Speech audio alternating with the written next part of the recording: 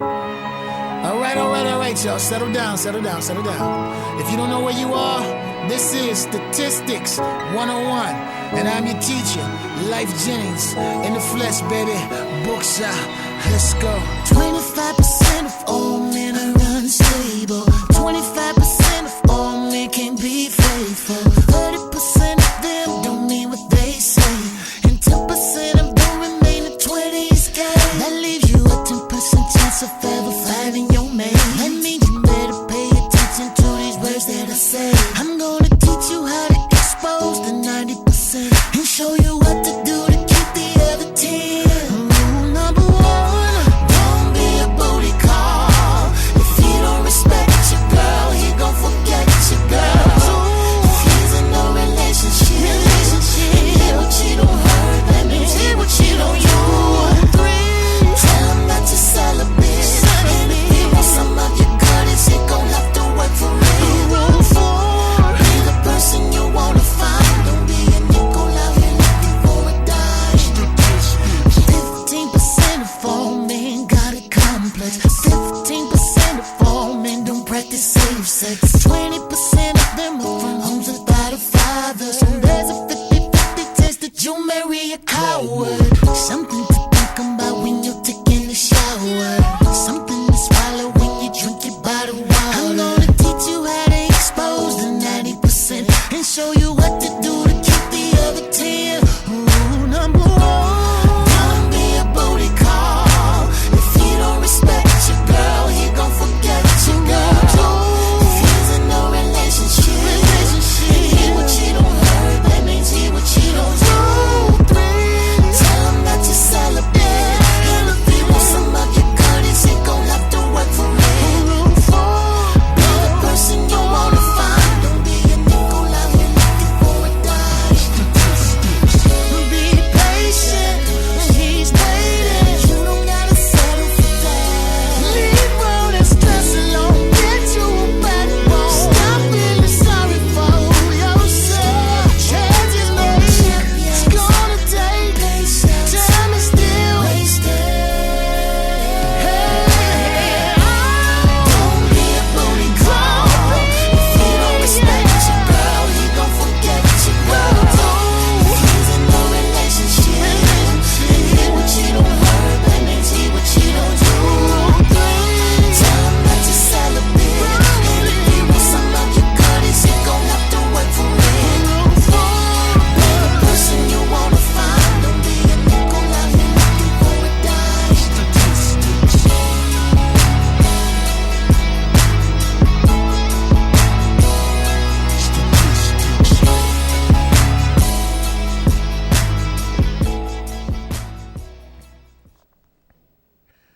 Thank you for tuning in to the Cheatologist show. I want to thank a lot of the visitors who have come to the city for the 4th of July weekend. I want to thank you if you found this channel, and if you're tuning in, we want to thank you, welcome you to Richmond, and I want to thank you for tuning in to the show.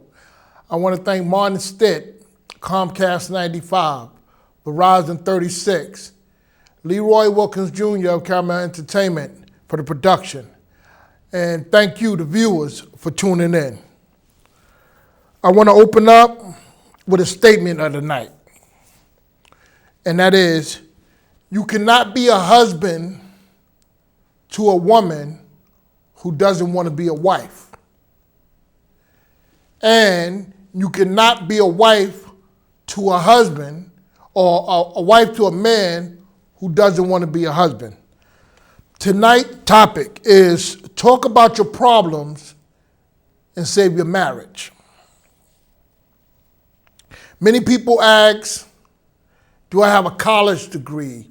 Or what gives me the right or the credentials to speak about such delicate and meaningful issues that deals with betrayal, lies, infidelity, adultery, and so on and so forth. Things that immorally tear down a relationship. People ask me, how do you have such credentials to speak on such matters?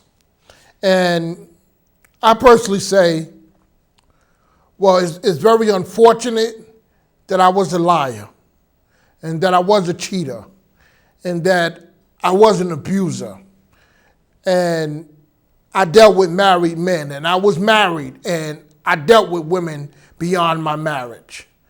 So experience and then breaking down and trying to find out what caused me, what propelled me to do the things that I do or did, kept me to doing research.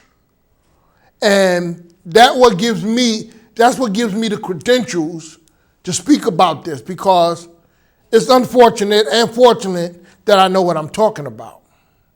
So, with that being said, before we get into the topic, I want to say tonight we're going to be giving away free copies of my book, I Don't Want to Lose My Wife, to all the callers that call in.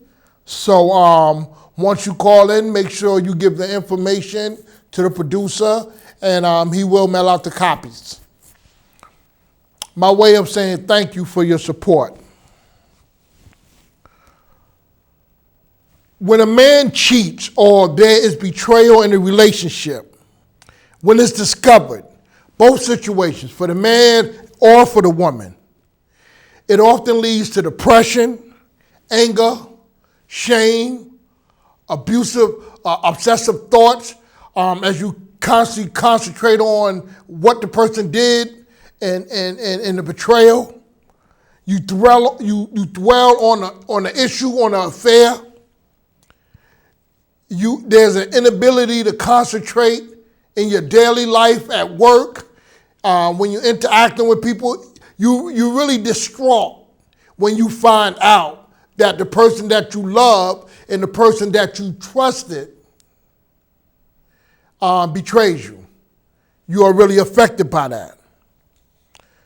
And people always say the best way to deal with a situation like that is to be calm, to be quiet, and to deal with that in a humble manner. Listen to the person's side. But that's often hard for a person who is angry to listen to the reasons behind why a person that you've been married to 10, 11 years, been in a relationship with 5, 6, 7 years, what made them step out and cheat on you. You don't really want to hear that. Your thing is to lash out, argue, fuss. And it may be a right response. But tonight I want to share with you rational ways to deal with that when you find out that your partner has betrayed you. And I'm talking from both perspectives tonight. I'm talking about the woman finding out about her man and the man finding out about her woman. Oh yes, ladies, you didn't know that we knew that some of y'all be cheating? Yeah, we know that. We know. And sometimes we know, okay, we the cause of you running out and finding somebody else. But let me say something. When y'all do this, sometimes y'all run out and get somebody worse than us. You run out and get somebody who don't want a relationship with you. They just want to lay down or maybe you run out and just get somebody that you just want to lay down with.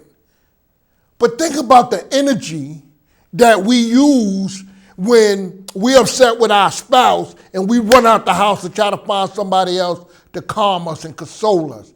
Think about all that energy we're using when we can turn that energy inward and deal with the problem at home. Just think about that. You're angry, you're upset. Okay, I don't want to talk. You withdraw, y'all don't sleep together in the same bed no more. Y'all don't sleep in the same room no more. They turn that way and you turn that way. Y'all don't talk, y'all don't communicate. You cook dinner, but you only cook enough for you and the children. The husband come home, hey babe, what's for dinner? Oh, ask that girl you slept with last week to cook you some dinner. Okay, we understand about the anger and all that. But listen to what you're telling us. Babe, where is dinner? Babe, I worked all day. I worked all day too. But you cooked enough food for you and the children, but you ain't cook me no food? No, go to that girl who you slept with for the last 5 years. Tell her to cook you something. And guess what? Sometimes that's not good advice.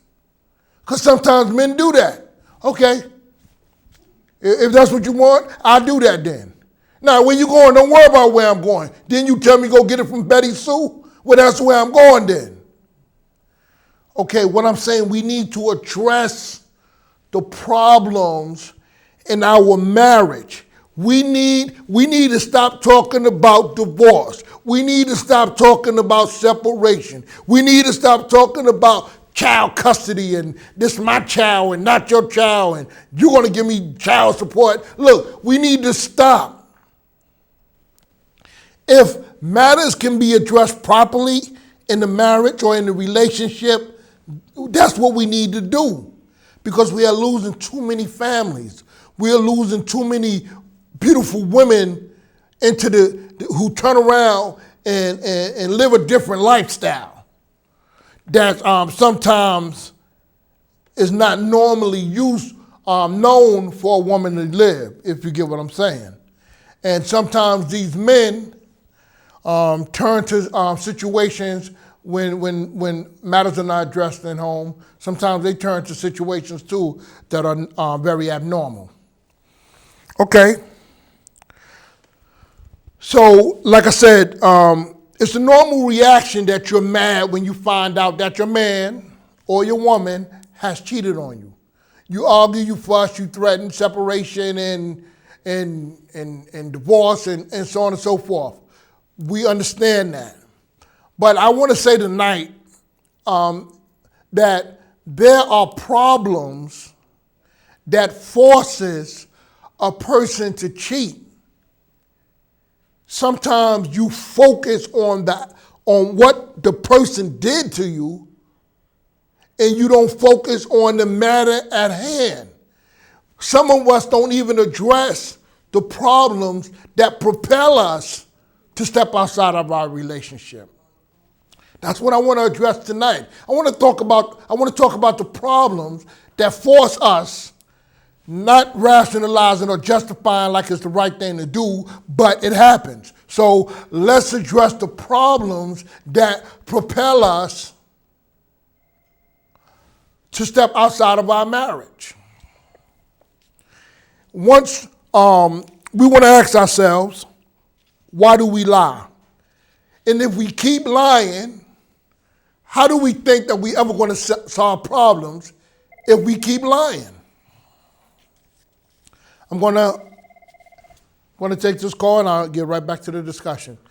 Thank you for calling the Cheatologist show. Yes, hello. Yes, you have a question? Thank you for calling. Yeah, this is the boss lady. This is who? The boss lady. The boss lady, that's your name. Okay, boss lady. Okay, I want to know from you, are you suggesting that men cheat because of the lack of communication in a relationship? Oh yes, I was going to get to that. I'm not going to say that could be one of the reasons. That could be one of the reasons that men cheat, the lack of communication. But it's a greater problem. Communication is a great problem.